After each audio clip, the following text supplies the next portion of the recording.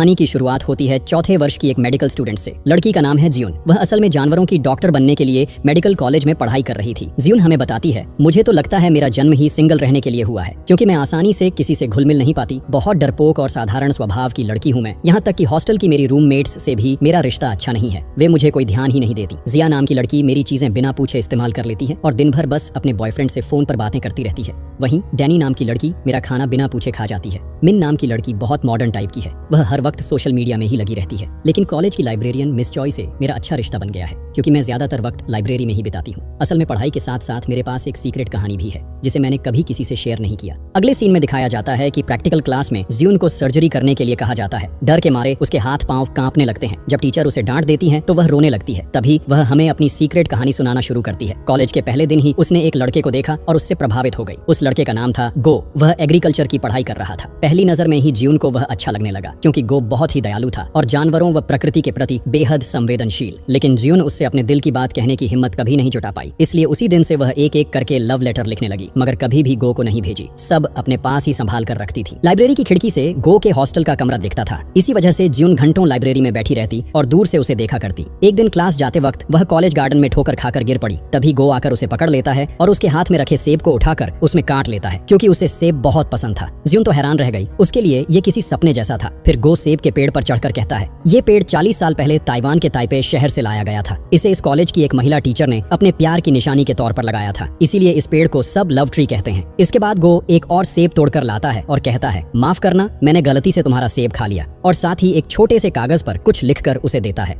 जियून विश्वास नहीं कर पा रही थी कि जिस इंसान को वह पसंद करती है उससे उसकी पहली मुलाकात इतनी खास तरह से होगी। लाइब्रेरी पहुंचकर वह उस नोट को समझ नहीं पाती और मिस चोई को दिखाती है। मिस चोई बताती हैं कि उस पर ताइवानी भाषा में थैंक यू लिखा है, यानी गो ताइवान से यहाँ पढ़ाई करने आया है। मिस चोई फिर जियून से एक मदद मांगती है। वह कहती हैं, मैं ताइपे के मिस्टर सेन को पत्र भेज रही हूँ, लेकिन उनका कोई जवाब नहीं आ रहा। क्या तुम अपने दोस्त से वहाँ पता करने को कह सकती हो? जियून उनकी बात मान लेती है और गो के हॉस्टल जाती है, लेकिन उसके सामने जाकर बहुत ऑकवर्ड फील करती है और बिना कुछ कहे वापस लौटने लगती है। तभी गो बाहर आता है और उसे अंदर बुलाता है। जियून मिस चॉय की बात बताती है और गो मदद करने के लिए राजी हो जाता है, लेकिन जियून शर्म से वहाँ से भाग जाती है। रात में वह इस दिन के बारे में अपने लेटर में लिखती है कि यह उसका अब तक का सबसे अच्छा दिन था। कुछ देर बाद उसकी रूममेट में नशे की हालत में हॉस्टल लौटती है। उसका आज बॉयफ्रेंड से ब्रेकअप हो गया था, इसलिए बहुत उदास थी। लेकिन वह यह भी कहती है कि वह किसी नए लड़के के साथ डेटिंग शुरू करेगी। यह सुनकर जियून उसे दिलासा देती है। अगली सुबह जियून उठकर देखती है कि कल रात लिखा हुआ उसका लेटर टेबल पर नहीं है। वह हर जगह ढूंढती है। तभी मिन आकर बताती है कि उसने वह लेटर गो को भेज दिया है। यह सुनते ही जियून गुस्से से भर जाती है और तेजी से साइकिल लेकर गो के हॉस्टल पहुंचती है। गो के कमरे में जाकर देखती है कि वह पौधों में व्यस्त है और चिट्ठी टेबल पर पड़ी है। जियून जैसे ही उसे लेने लगती है, गो उसे रोक देता है और कहता है, आज सुबह ये लेटर मुझे मिला है, क्या ये तुम्हारे लिखा हुआ है? जियून घबराकर कहती है, ये गलती से तुम्हारे पास आ गया है, कृपया इसे मुझे लौटा दो, और लेटर छीनने की कोशिश करती है, लेकिन गो देने को तैयार नहीं होता। परेशान होकर जियून झूठ बोल देती है कि यह लेटर तो असल में उसके दोस्त हान को भेजना था, लेकिन गलती से तुम्हारे पास पहुंच गया। ये सुनकर गो कहता है, तो क्या तुम हान को पसंद करती हो? फिर सीधे सीधे क्यों नहीं बताती?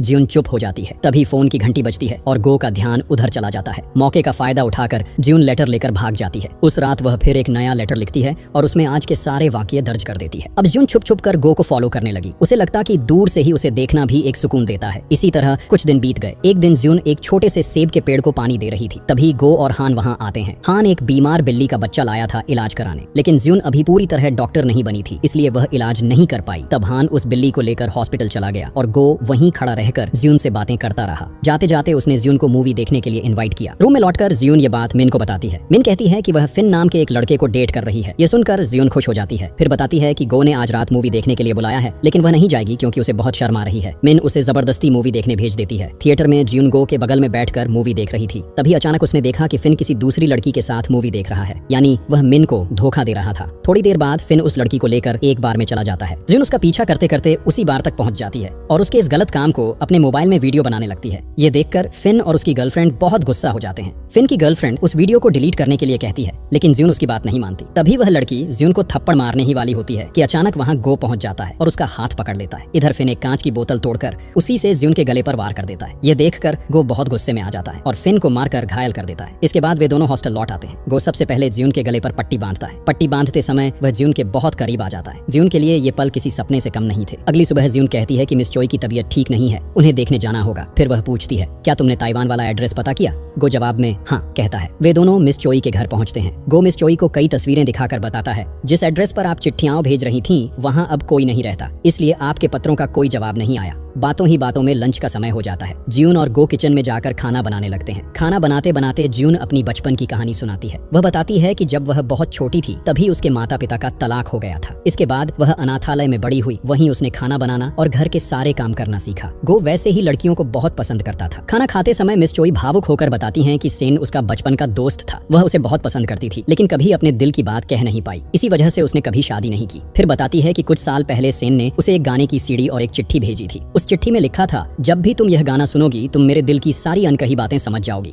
लेकिन बदकिस्मती से वह सीडी एक तूफान में टूटकर खराब हो गई। उस दिन के बाद से मिस चोई लगातार सेन को पत्र भेजती रही, लेकिन कभी कोई जवाब नहीं आया। यह कहते हुए वह बहुत इमोशनल हो जाती है। गो उस सीडी को चेक करता है और पाता है कि वह सचमुच काम नहीं कर रही। इसके बाद वे दोनों वहां से निकल जाते हैं। बस से लौटते समय जियोन बहुत उदास हो जाती है। उसे लगता है कि शायद सेन ने मिस चोई को धोखा दिया, लेकिन गो कहता है मिस चोई अब भी सेन से प्यार करती है और उसकी प्रतीक्षा कर रही है। शायद वह ज्यादा दिन जिंदा भी नहीं रहेंगी। हमें चाहिए कि उस सीडी को ढूंढकर उन्हें उपहार में दें। जियोन पहले तो राजी नहीं होती, जिससे गो गुस्से में बस से उतर जाता है। उस रात जियोन बहुत सोच विचार के बाद गो को मैसेज भेजती है, लेकिन गो उसे पढ़कर भी कोई जवाब नहीं देता। अगले दिन सुबह जियोन गो से कहती है कि वह उसके साथ मिलकर उस सीडी को ढूंढना चाहती है। इसके बाद दोनों उस सीडी की कॉपी खोजने निकल पड़ते हैं। वे पूरे शहर की दुकानों में घूम घूम कर खोजते हैं, लेकिन क्योंकि वह बहुत पुरानी सीडी थी आसानी से नहीं मिलती। लगभग 2 महीने बीत जाते हैं और इस खोज के दौरान दोनों बहुत करीब आ जाते हैं। अब वे अच्छे दोस्त बन चुके थे। आखिरकार उन्हें वह सीडी मिल जाती है और वे उसे मिस चोई को उपहार में देते हैं। मिस चोई जैसे ही वह गाना सुनती हैं, भावुक होकर रो पड़ती हैं। उन्हें समझ आ जाता है कि सेन अब जीवित नहीं है। मौत से कुछ दिन पहले ही उसने यह सीडी भेजी थी। वापस लौटते समय गो तेज साइकिल चला रहा था। डर के मारे जियोन उसे कसकर पकड़ लेती है। यह पहली बार था जब वह गो के इतने करीब आई थी और उसके दिल की खुशी का ठिकाना नहीं था। उसी रात गो उसे डिनर के लिए एक रेस्टोरेंट में ले जाता है। वहाँ बैठकर जियोन मिस चोई के बारे में दुखी हो रही थी। बेचारी यह भी नहीं जान पाई कि उनके चाहने वाले इंसान की मौत हो चुकी है। तभी गो कहता है, फाइनल ईयर एग्जाम खत्म होते ही मैं अपने देश लौट जाऊंगा। यह सुनकर जियोन उसे समझाने लगती है कि इसी शहर में भी अच्छे नौकरी के अवसर हैं, उसे यहीं रुक जाना चाहिए। गो बात बदल देता है और जियोन की तारीफ करने लगता है। कहता है, हमेशा मुस्कुराते रहो, तुम्हारी स्माइल बहुत क्यूट है। ये सुनकर जियोन शर्मा जाती है। अगले दिन हान जियोन से मिलने आता है। असल में गो ने खुद यह मीटिंग फिक्स की थी ताकि जियोन उसे प्रपोज कर सके, लेकिन जियोन कुछ कहे उससे पहले ही हान बोल देता है, मैं किसी और को पसंद करता हूँ, इसलिए मेरा पीछा मत करो। यह सुनकर जियोन के मन में खुशी दौड़ जाती है। फिर वह हान को सच्चाई बता देती है कि वह तो गो को पसंद करती है। इसके बाद वह गो से मिलती है और कहती है, तुम्हारा दोस्त हान किसी और को पसंद करता है तो यह चैप्टर यहीं खत्म।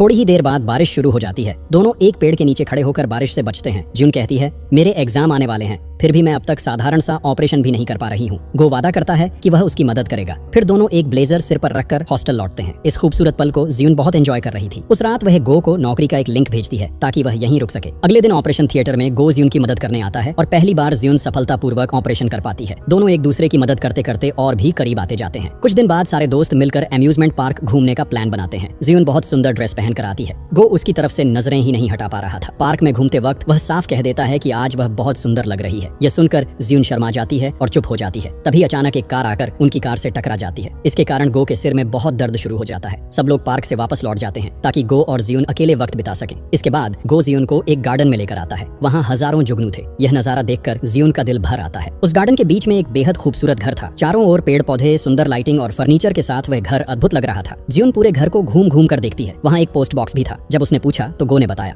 यह घर मैंने सीक्रेटली बनाया है। ये पोस्ट बॉक्स पहले से यही था, इसलिए इसे हटाया नहीं, सोचा कभी काम आ जाएगा। फिर दोनों ढेर सारी बातें करते हैं। बातचीत के बीच जियोन हिम्मत जुटाती है कि आज वह अपने दिल की बात कह ही देगी। वह एक कुर्सी पर खड़ी होती है और एक चिट्ठी निकालकर पढ़ने लगती है। तुम्हें पहली बार देखते ही दिल से पसंद करने लगी थी। सिर्फ तुम्हें देखने के लिए मैंने एडमिशन फॉर्म से तुम्हारी तस्वीर चुरा ली थी। छुपकर तुम्हारे डिपार्टमेंट की क्लासेस भी अटेंड की। सबसे पहले लाइब्रेरी जाकर बैठ जाती थी ताकि वहाँ कोई और न बैठ पाए। न जाने कितनी बार मैंने तुम्हें देखा, उसका कोई हिसाब ही नहीं, लेकिन हर बार मुझे एक अजीब सा सुकून मिला। हमेशा सोचती रही कि कब अपने दिल की बात तुमसे कह पाऊंगी। तुम्हारे जिंदगी में आने से मेरी पूरी दुनिया बदल गई है। मेरी जिंदगी खूबसूरत हो गई है। तुम्हें धन्यवाद मेरी जिंदगी को इतना सुंदर बनाने के लिए। ये सब कहकर जियोन उसे प्रपोज करने ही वाली थी कि तभी गो खड़ा होकर कहने लगा, तुम बहुत अच्छे राइटर हो, हम अच्छे दोस्त हैं, इसलिए धन्यवाद देने की कोई जरूरत नहीं। एक दूसरे की मदद करना तो सामान्य है। उसने यह भी कहा कि फाइनल एग्जाम के बाद वह ताइवान चला जाएगा। यह सुनकर जियोन बहुत दुखी हो गई क्योंकि उसने सोचा था कि गो उसे प्यार करता है और उसके प्रपोजल को स्वीकार करेगा। यही उनकी आखिरी बातचीत रही। फाइनल एग्जाम में सिर्फ 9 दिन बचे थे, लेकिन जियोन पढ़ाई पर ध्यान नहीं लगा पा रही थी। एक दिन जब वह सड़क पर चल रही थी तभी बारिश आ गई तो वह उस पेड़ के नीचे शरण लेने लगी, लेकिन आज उसके पास गो नहीं था। यह सोचकर वह बारिश में भीगते हुए ही चलती रही। फिर वह लाइब्रेरी के सामने जाकर उस चिट्ठी वाले बॉक्स को लेकर बैठ गई और उसे सांत्वना दी। जियोन उसका गोद में सिर रखकर फूट फूट कर रोने लगी। कुछ दिनों बाद उनकी ग्रेजुएशन पूरी हो गई। सब लोग फेयरवेल पार्टी में बहुत मजे कर रहे थे। आज के बाद सब अपने अपने लक्ष्य की ओर बढ़ जाएंगे। जियोन आखिरी बार लाइब्रेरी की खिड़की के सामने आई और एकटक देखती रही क्योंकि आज के बाद वह जगह उसे कभी नहीं मिलेगी। ग्रेजुएशन सर्टिफिकेट पाकर सब खुश थे, लेकिन जियोन के मन में कोई खुशी नहीं थी क्योंकि आज उसकी ग्रेजुएशन के साथ साथ उसकी मोहब्बत की कहानी भी खत्म हो गई। उदास मन से लौटते समय उसने देखा कि गो का एक पोस्टर लगाया गया है। गो ने एक नया प्रोजेक्ट सफलतापूर्वक पूरा किया था और उसे सम्मानित किया गया था। उस प्रोजेक्ट में गो ने जियुन को भी क्रेडिट दिया था। यह देखकर जियुन तुरंत साइकिल चलाकर गो के हॉस्टल गई, लेकिन हाता ने बताया कि गो अभी अभी ताइवान के लिए एयरपोर्ट जा चुका है और फ्लाइट अभी छूटी नहीं है, अगर चाहे तो आखिरी बार मिल सकती है।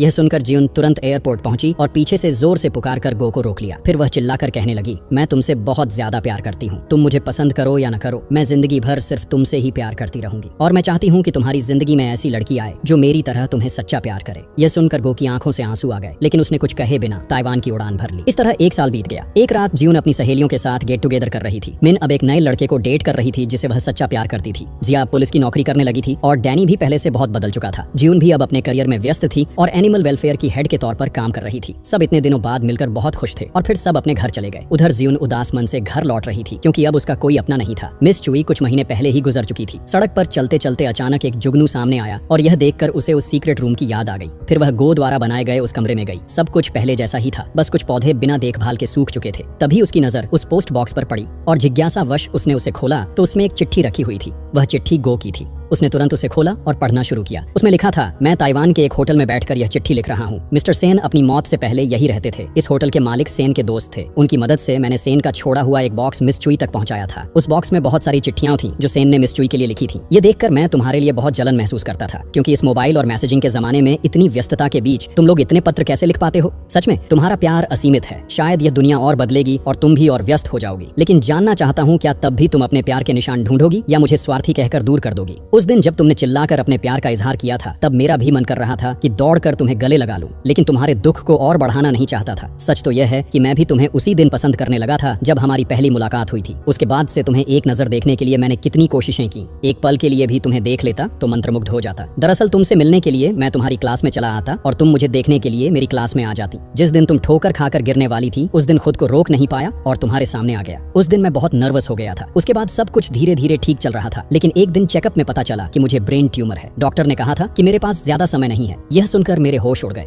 इतनी सुंदर जिंदगी यूं ही खत्म हो जाएगी। मैं यह दुख तुम्हें बताकर कष्ट नहीं देना चाहता था, इसलिए मैंने बिना कुछ कहे ताइवान जाने का फैसला किया। इसके बाद जियुन ने कपड़े से ढकी हुई एक चीज देखी। जब कपड़ा हटाया तो वहाँ एक तस्वीर थी और वह तस्वीर किसी और की नहीं बल्कि गो ने खुद बनाई थी। गो ने उस चिट्ठी में आगे लिखा था, मुझे नहीं पता जब तुम यह चिट्ठी पढ़ोगी तब मैं जिंदा रहूंगा या नहीं। यह भी नहीं जानता कि तुम यह चिट्ठी ढूंढ भी पाओगी या नहीं, लेकिन फिर भी मैं अनजाने के लिए यह आखिरी चिट्ठी लिख रहा हूँ। तुम्हारा बहुत बहुत धन्यवाद मेरी छोटी सी जिंदगी को इतना खूबसूरत बनाने के लिए। और अंत में मैं भी यही कहना चाहता हूँ, मैं भी तुमसे बहुत प्यार करता हूँ। यह चिट्ठी पढ़कर जियुन जोर जोर से रोने लगी। ढेर सारी निराशा और अफसोस के साथ जब वह जाने लगी तभी गो की बनाई तस्वीर से जियुन का पसंदीदा जुगनू निकल आया और वह गो में बदल गया, यानी यह गो की आत्मा थी। उसने कहा, बहुत बार कहना चाहा लेकिन कह नहीं पाया, मुझे कभी मत भूलना। यह कहकर उसकी आत्मा जुगनू बनकर उड़ गई।